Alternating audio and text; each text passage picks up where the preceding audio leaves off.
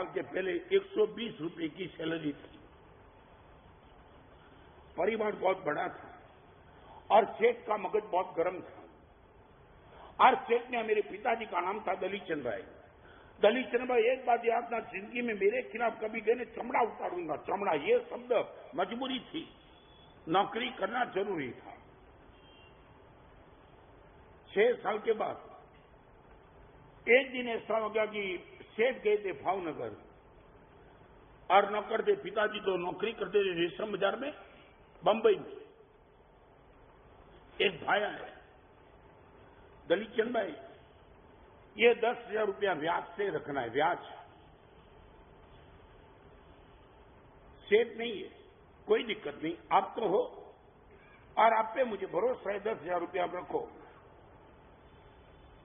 3 दिन के बाद सेठ आए और पिताजी ने बताया, सेठ एक भाई आकर के 10,000 रुपया अपने वहां जमा करके गए। सेठ ने सीधा पूछा, क्या मालूम है वो भाई किस गांव के थे?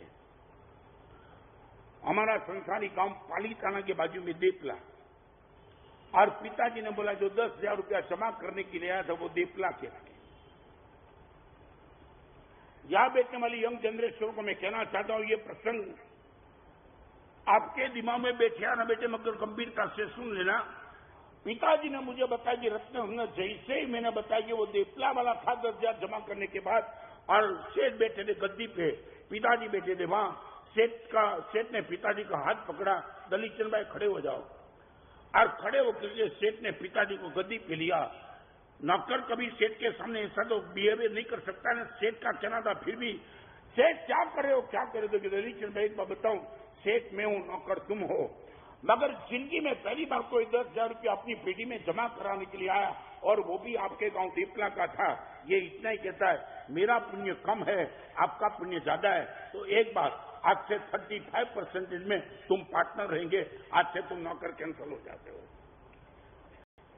पिताजी की आंख में आंसू थे। 10,000 एक देपला वाला जमा करने के लिए इनका ये विजन, आज से 35% में तुम पार्टनर, आज से तुम्हारी 120 रुपया की नौकरी खत्म, भागीदार तुम बन गए 20। और पिताजी ने कहा, सेठ ये जरूर से ज्यादा हो रहा है, जो हो रहा है सब कुछ बराबर है।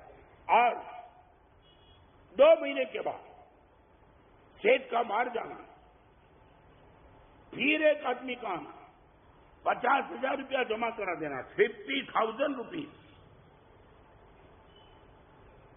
और ये सेठ बाहर आने के बाद पूछा पिताजी को, वो आदमी कौन? वो भी देपला वाला।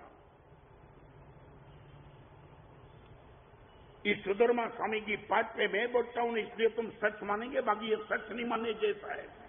और उसी टाइम में गद्दी के बाजू में बैठने वाले पिताजी को बस सेठ ने इतना ही कहा, दलीचंद भाई आज से तुम 65 में, मैं 35 में रहूंगा। सेठ अपने नौकर को 65% पार्टनर। मेरी दीक्षा हुई 23 अप्रैल को।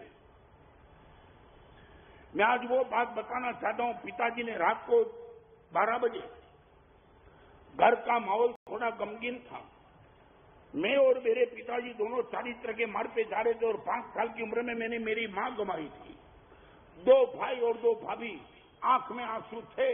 कल हमारा देवर भी जा रहा है, हमारा ससुर भी जा रहा है और सब रो रहे थे। उसी टाइम पिताजी ने रात को 12 बजे दोनों भाई को बुला, मेरी एक इच्छा, संसार छोड़ने के पहले पिताजी बोलो, आप जो बोलो आपकी हर इच्छा पूरी कर देंगे। और इतना ही कहा, किसी भी पाप कर्म के उद्देश्य से सेठ के बेटे ने अपने वहां कर्जा लिया है। मैं इतना बताना चाहता हूं, एक दुकान के बाद 5 दुकान, एमजे मार्केट, स्वदेशी मार्केट, मंगलदास मार्केट, रेशम बाजार, एक दुकान के सामने 5 दुकान। और वो 5 दुकान के सामने पिताजी ने रात को 12 बजे मेरे भाई को इतना ही कहा, किसी भी कारण से सेठ के बेटे ने हमारे पास पैसा लिया है, कर्जा है, आज चारित्र के माध्यम में जाना चाहता हूं। आज हमारी सुखी और समृद्धि का हर फाउंडेशन सेठ की उदारता है। मैं चाहता हूं सेठ तो शांत हो गए, मगर आज इनका बेटा है, चारित्र के मार्ग पे जाने के पहले आप मुझे बोल दो, सेठ के बेटे का हर पैसा हम आज भूल जाते हैं और कभी मांगेंगे नहीं। और भाई रो रहे थे। मैं आपको पूछना चाहता हूं, जिंदगी में चाहे लेट हो जाओ मगर ट्रैक छोड़ने की गलती कभी भी